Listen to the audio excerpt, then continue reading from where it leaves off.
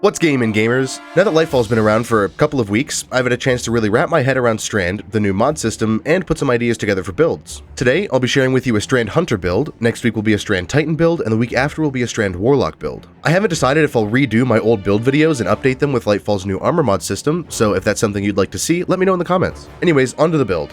Firstly, the exotic armor piece used in this build is the 6th Coyote chest piece, which has the creatively named perk Double Dodge. This perk gives you 2 dodge charges, which we'll use to their max potential with Strand. This build is based around suspending anything and everything you can, so having 2 dodge charges with the ensnaring slam aspect is really helpful for furthering that goal. I'll go over the subclass first, then the armor stat distribution. I'll then go over recommended artifact mods, then detail armor mods, weapon choices, and finally a playstyle that suits the build in most content. For your subclass, run the Silk Strike Super as it's the only one. For dodge, I recommend marksmans, but you can run gamblers if you want. Jump is also personal preference, and for your melee ability, Threaded Spike is the only option. For your grenade, run the Shackle Grenade. There are only 2 aspects, those being Widow's Silk and Ensnaring Slam. Lastly, for fragments, run Thread of Continuity, Thread of Generation, Thread of Mind, and Thread of Warding. For your dodge, Marksman's dodge has a faster cooldown than Gambler's dodge, which is why I use it, but I'll talk more about the cooldown shortly when I go over the aspects. Jump is personal preference, but I've always been partial to triple jump. Because this build is based entirely around suspending every enemy you can, running the Shackle Grenade is paramount for suspending enemies that are unsafe to use your Ensnaring Slam dodge on. Plus, with the Widow's Silk aspect, you'll have 2 Shackle Grenades, so you have even more suspend potential. For the aspects, you don't have any alternatives as there are only 2 options, but I will explain what both the aspects do in case you aren't aware. Firstly, the Widow's Silk aspect. This one's really simple, it just gives you a second grenade charge. If you're running the Grapple Grenade, the grapple will create a grapple tangle at the grapple point, but since we're running the Shackle Grenade, that part of the aspect isn't applicable. Secondly, the Ensnaring Slam aspect will allow you to use your Air Slam ability while airborne to slam into the ground and suspend nearby enemies. Using the Ensnaring Slam makes your dodge cooldown longer, however, which is the biggest reason why this build takes advantage of the 6th Coyote exotic chest piece. While using the dodge normally, the base cooldowns of the Marksman's and Gambler's dodge are 29 and 38 seconds respectively. When using the Ensnaring Slam, the base cooldowns are increased to around 35 seconds for Marksman's dodge and around 44 seconds for Gambler's dodge. To reiterate, the cooldowns are longer when using the air move specifically, and the cooldowns are normal when using the dodge itself. Onto the fragments, only 3 of them are necessary, so I'll give you a couple of options I've tried out for the 4th fragment, as well as explain which one I use and why. Firstly, run Thread of Continuity. This fragment will increase the duration of Suspend, Unravel, and Sever effects by around 50%. For this build, this is used specifically for increasing the Suspend duration, as it gets increased to around 12 seconds instead of its base duration of around 8 seconds. This increases your crowd control potential substantially, completely immobilizing and disabling any enemies you suspend for significantly longer.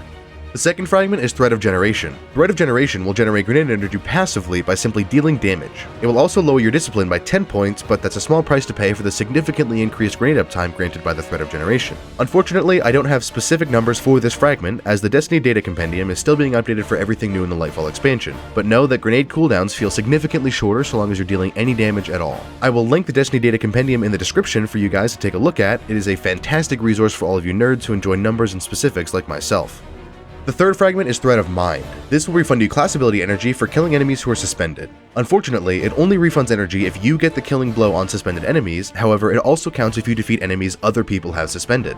The 4th fragment has a couple of options, all of which are useful but not imperative. Firstly, you can run Thread of Wisdom. This will summon an Orb of Power when defeating a suspended target with a precision final blow, simply upping your Orb of Power output. Personally, I don't like this one, as in endgame content, enemies you're generally using Suspend on are Mages and Champions, leaving you to use heavy ammo and abilities to kill them instead of precision weaponry, so I find this to be less useful overall. Another option for the 4th fragment is Thread of Warding. This will grant you Woven Mail when picking up Orbs of Power, granting you 60% damage resistance in PvE. This damage resistance doesn't apply to precision damage or melee attacks, so be wary of getting up close and personal with Cabal Gladiators or Fallen Marauders. Woven Mail lasts for 10 seconds upon orb pickup, and I don't believe it to have a cooldown, letting it refresh to its max duration every time you pick up an orb. Additionally, Thread of Warding decreases your resilience stat by 10. But losing 3% damage resistance to lower resilience isn't a big deal at all when you're gaining 60% while Woven Mail is active. This is a fragment I run frequently in high difficulty content like Master Campaign missions and Nightfall strikes, as the 60% damage resistance is incredibly strong for keeping yourself alive, and it makes using your Ensnaring Slam even safer if you're out of grenade charges.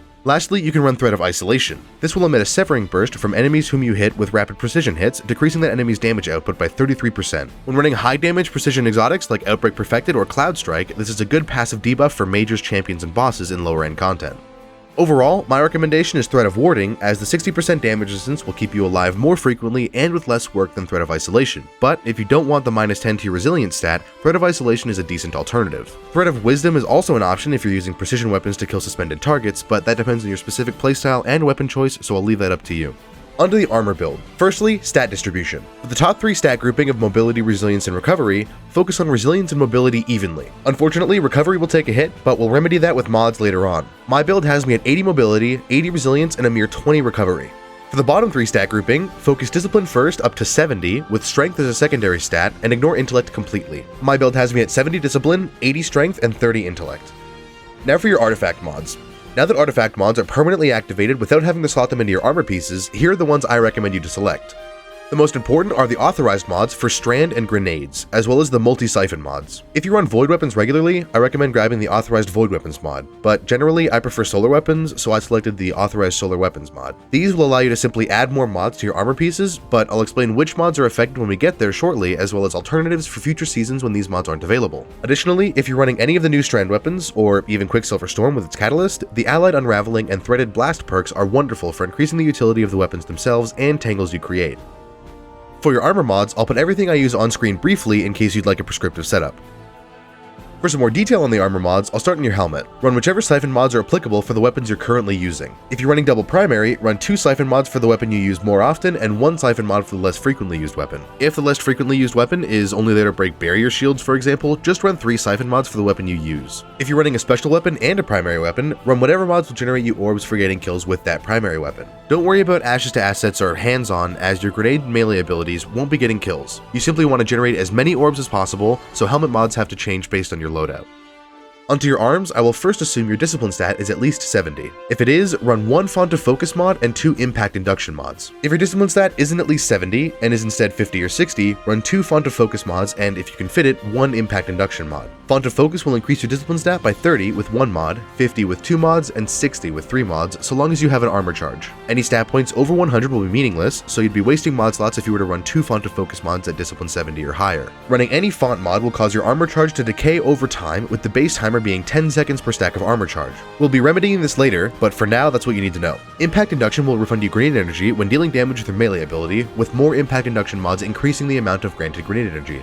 For your chest piece, if you're running low-end content, run 2 charged up mods and 1 harmonic resistance mod. If you're running any endgame content, switch to 1 charged up mod and 1 or 2 of whatever specific resistance mods you feel you need. Charged up will increase your maximum armor charge by 1 per mod, with the base maximum being 3 stacks of armor charge. Running 1 charged up mod will raise your maximum to 4 stacks, and 2 charged up mods will raise that maximum to 5 stacks. The more stacks you have, the longer your armor charge mods will last, so generally the more you have, the better. Resistance mods will reduce incoming damage from specific sources by 15% with 1 mod equipped, 25% with 2 mods equipped, and 35% with 3 mods equipped. If you're running Threat of Warding, you should have Woven Mail up fairly consistently so long as you're picking up Orbs of Power, giving you even more damage resistance overall. If you find yourself consistently proccing Woven Mail, you can get away with 1 chest piece resistance mod in late game content, but if you're struggling with Woven Mail uptime, 2 resistances will be more helpful for you overall.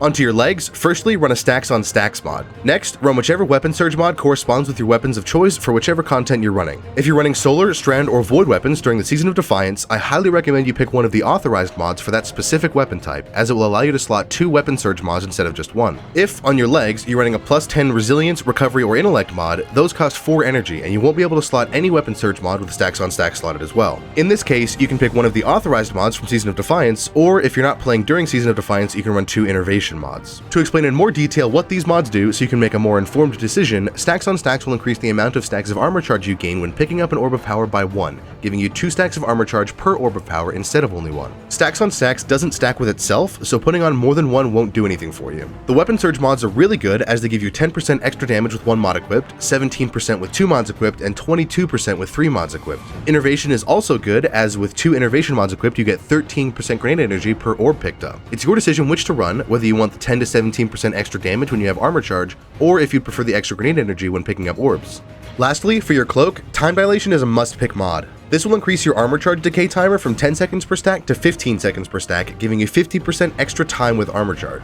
Next, since you've not spec'd into recovery at all, slot in a Font of Restoration mod. With this one mod, you'll gain an extra 30 recovery while you have any stacks of armor charge, making you regenerate health both sooner and faster. If you have an extra slot, you can run a Bomber mod, which will decrease your grenade cooldown when using your dodge ability. Unfortunately, using your Ensnaring Slam will not proc Bomber, so feel free to forego this mod in favor of running a plus 10 to your resilience stat or something. I don't recommend running any of the finisher mods, as they'll use up your armor charge, and this build uses armor charge pretty heavily to increase stats and increase weapon damage. Now that the armor build is done, I'll go over some weapon choices that suit the build pretty well. Firstly, any Strand weapon will help you overall, as they'll synergize with your Strand build more than any other subclass. Currently, the only Strand exotic is Quicksilver Storm so long as you have its catalyst completed, but it's a good option if you don't need or want an exotic energy or heavy weapon. Other than Strand weapons, Osteostriga is also a really nice pick for this build because it causes damage over time, or dot damage, and that dot damage will continuously proc Threat of Generation. Witherhoard will do the same, although Osteostriga is easier to use, as well as having the ability to spread its poison to nearby enemies, causing dot damage to those enemies and further generating grenade energy.